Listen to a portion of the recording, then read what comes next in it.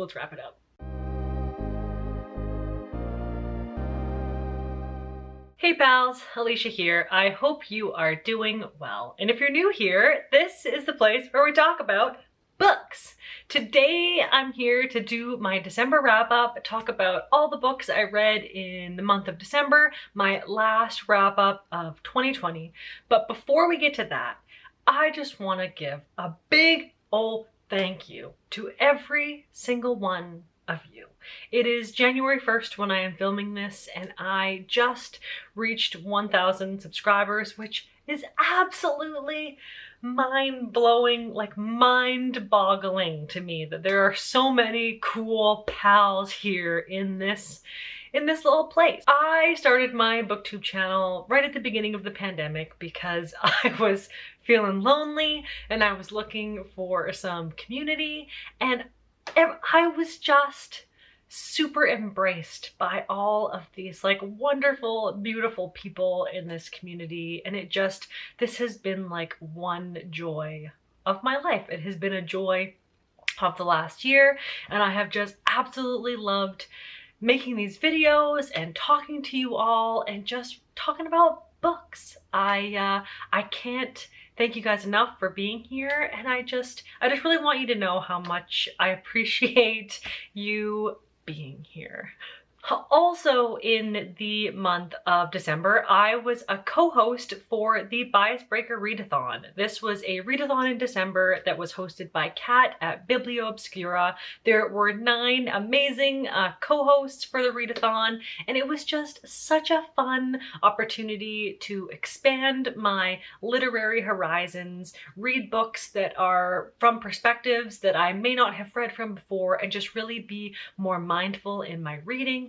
I absolutely loved doing that readathon and participating in it, and just thanks again to Kat for allowing me to be a co-host for that. That was also another highlight of my year. In December, I read 9 books. I read 5 of them for the Bias Breaker Readathon, and then an additional 4 books. It was such a great reading month for me. All of the books I read ranged from 3 to 5 stars. There were no duds in the mix, just a whole lot of good reading. So as I usually do, I will talk about the books in the order of ranking from lowest ranking to highest ranking to build a bit of anticipation there. And so without further ado, let's just dive in and chat about some books. First up, we've got Tiny Nightmares, Very Short Tales of Horror, edited by Michel and Nieto.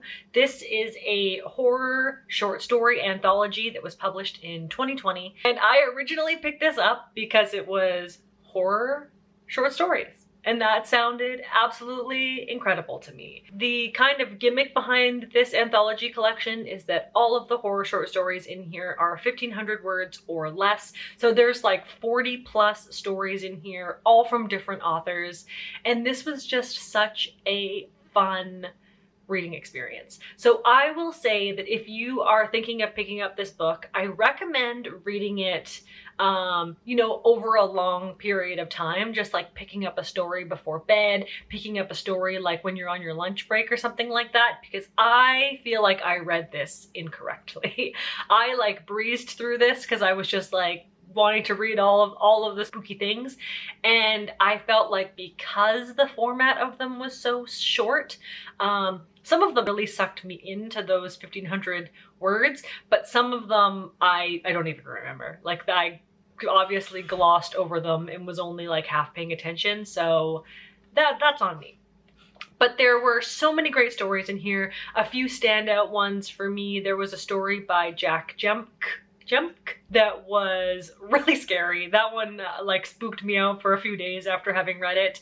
There's a story by Brian Evanson in here, which I feel like I was like predestined to love, but I definitely loved that. There's a story by Sam J. Miller in here called Candy Boy that was really disturbing, and I loved that one. And so the thing that I loved about this is that it's such a wide array of horror. Like the kind of theme of the collection was, it was encouraging encouraging all of these authors to write a story about something that scares them. And the diversity of perspectives on horror, whether that's like a personal experience, a societal experience, like a cosmic horror experience. Like I felt like the voices and tones were just so different throughout the collection. So that was really interesting. So in the end, I both loved and didn't love the like very, very ultra short format. My chaotic brain kind of like glossed over some of the stories in the end, but some of these were extremely memorable and I really enjoyed them. So if you like horror and you like short stories, I definitely recommend this collection. I gave it 3 stars. Next up, we've got The 10 Loves of Mr. Nishino by Hiromi Kawakami. This was originally published in Japanese in 2003 and then translated into English in 2019. I read 2 books by this author this month and I am an absolute fan of her work and am now just hellbent on reading everything that she has written. The 10 Loves of Mr. Nishino is a contemporary anti-romance novel of sorts. So in this is an interconnected short story collection where every chapter is following this character of Mr. Nishino, but it is all from different women's perspective all throughout the course of his life. So the narrative is entirely non-linear. Like we could be following Mr. Nishino when he is like an old man over here, and then going to when he's like in middle school, and then going to when he's in like the prime of his adult life. So we're jumping all over Mr. Nishino's life, but it's all from other women's perspectives. And Mr. Nishino is kind of one of those like Casanova, like ladies' mans, like he never settles down in his life and he just kind of bounces from women to women. But it's like the way he's portrayed is really interesting because we're never learning about him from his point of view, so we're never really in his head on what he's thinking, but it always seems from the kind of women around him that he is like almost this kind of like sad character where he is like incapable of like truly loving anyone. So he's kind of like this sad character, but the thing that I loved about it is that all of that speculation is within the reader. Like we're making all of our own assumptions about Mr. Nishino. There's something about Kawakami's writing that just feels so gentle and familiar. Like I felt like there was no real stakes in this novel, so I was never really like stressed out at all. It was just such a gentle experience, and both of the novels that I read by her this year have this kind of like softness, but with like a melancholy edge, or they're like a little bit sad, but it just felt really nice. And this was the last book that I read in 2020, and it was so soothing for my soul and my heart and my brain. And if you just want something a little bit meandering, a little bit plotless, check out Hiromi Kawakami. I gave this 3.5 stars. Next up, I've got Earthlings by Sayaka Murata. This was originally published in Japanese in 2018 and then translated into English in 2020. This was the group book for the Bias Breaker readathon, so I read this along with a whole crew of other folks who participated. And if this wasn't a polarizing novel, then I don't know what was. So this is the second book I have read by Sayaka Murata. I read Convenience Store Woman last year, and it was one of my absolute favorite books of that year. And I did really enjoy Earthlings, but I didn't like it as much as Convenience Store Woman. So in this is like a very dark contemporary fiction story. We are following a woman named Natsuki, both when she is a child and then when she is in her 30s. And she experiences some extreme trauma and abuse in her childhood, emotional abuse, physical abuse, sexual abuse. Like she just has an absolutely horrendous childhood. And then it follows her coping mechanisms that she creates for herself to kind of protect herself. And then it follows her when she is an adult and the community of people around her then. So A lot of this book is you just kind of like, what? What am I reading? Why am I reading this? Why is this happening? Like, it is quite shocking. It's quite violent. It's quite disturbing. Like, there's a lot of disturbing content, a lot of trigger warnings in this. But I have to admit that everything that she was kind of presenting in this novel, I think she was successfully making the points that she was trying to make. It was really making me think while I was reading it. About how she was kind of exploring both how people would cope with trauma and grief, or ways that people would cope with trauma and grief, but then also she was continuing a lot of the conversations that she started in Convenience Store Woman about people who are trying to, you know, defy the call of like societal norms, like that kind of call to procreate, to get a job, to kind of work in the system, be like a cog in like the factory. And she's exploring characters in here who are trying to get out of that and kind of defy the societal pressures. And yeah, I can't say that I loved this and that I loved reading it, but I really respected it and appreciated it, and I felt like this was just a lot louder than Convenience Store Woman. I gave this 4 stars and I really liked it, but I also respect that it could have been too much for some people, because I also feel like the cover is really misleading. Like, this is a beautiful, cute little cover with Piyut, the little hedgehog, and this is about the nicest thing in this whole book. It only goes angry and scary from here. My favorite part of this was the scene with the Wicked Witch. Next up, we've got The Black Flamingo by Dean Atta. This is a contemporary story told in verse that was published in 2020. I read this for the Biasbreaker readathon prompt to read a book with a main character who was completely different from me, and I am so glad I picked this. This was such a wonderful joy to read. I listened to this on audio, and the audiobook was narrated by Dean Atta, so that was just such an awesome experience to read the kind of novel told in verse in the voice and tone that he intended, which was just incredible. So I highly recommend that.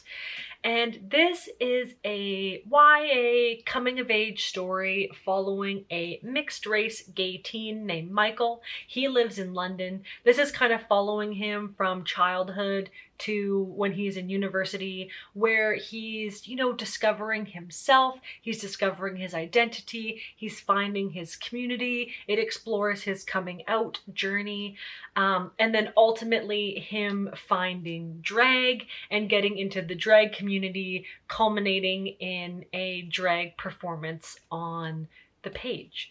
So this was just so wonderful and so uplifting. It felt like such a freeing story of someone embracing, like fully embracing who they are and just drag. Next up, we've got Pet by Akwaeke Emezi. This is a YA/middle grade story from 2019. I read this for the Biasbreaker readathon prompt to read a book with an author from, or a book that's set in Africa. Akwaeke Emezi is from Nigeria, though this novel was actually set in America. So I feel like that was a bit of a cheat, but I don't regret reading this. This was amazing. This is kind of a fantasy / speculative fiction / possibly even magical realism, maybe, story. In this, we are set in an alternative America. It is a quote-unquote utopia society. We are following a young trans girl named Jam, and she is, you know, living in this wonderful, beautiful, happy utopia world.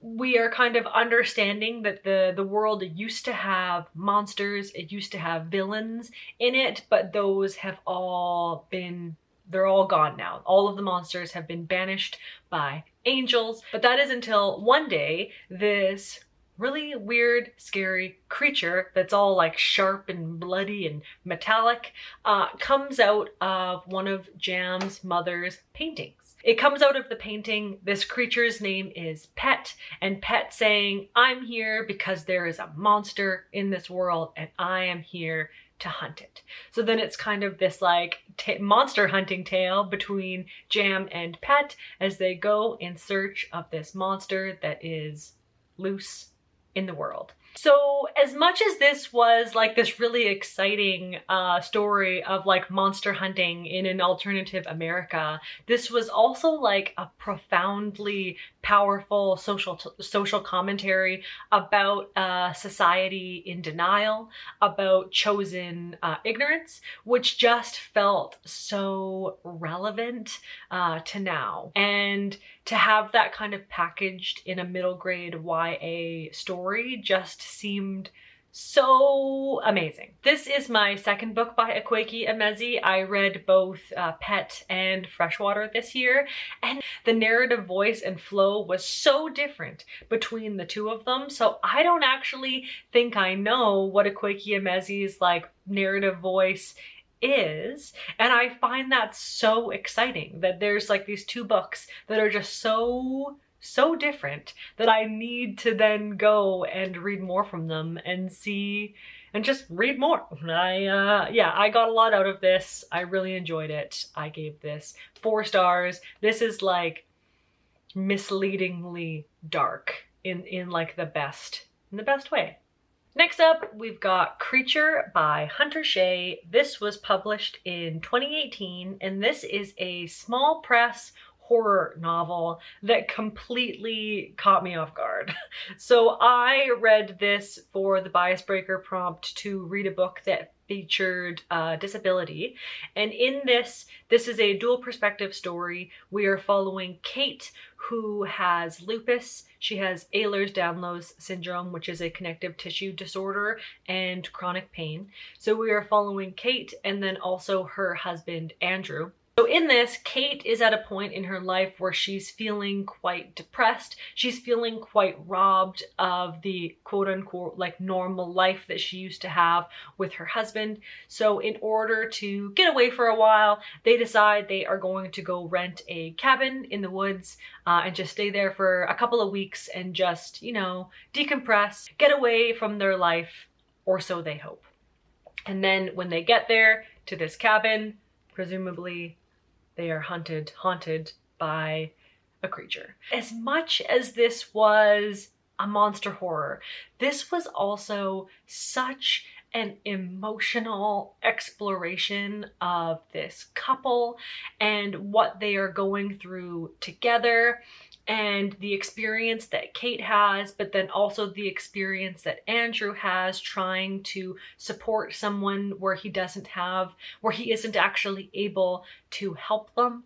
It was such a tender exploration of that relationship, and when you get to the end, you realize Hunter Shea wrote this out of the experience that he has had with his wife in their own life, and you can just feel the emotion and the catharsis and the like rawness on the page. Like this definitely felt like you were reading into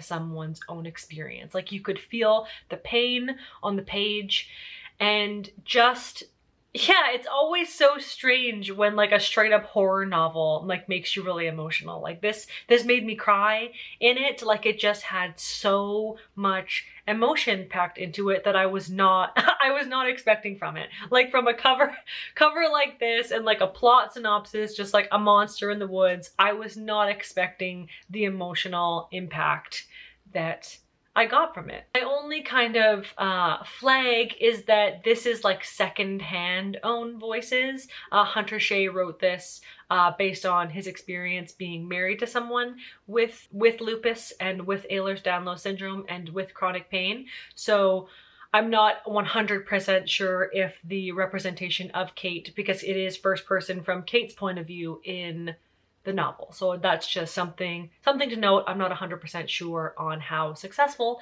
that representation was, but I thoroughly enjoyed this. I would 100% read more from this author in the future. I gave this 4 stars. Next up, we've got Night of the Mannequins by Stephen Graham Jones. This is a horror novella teen slasher from 2020.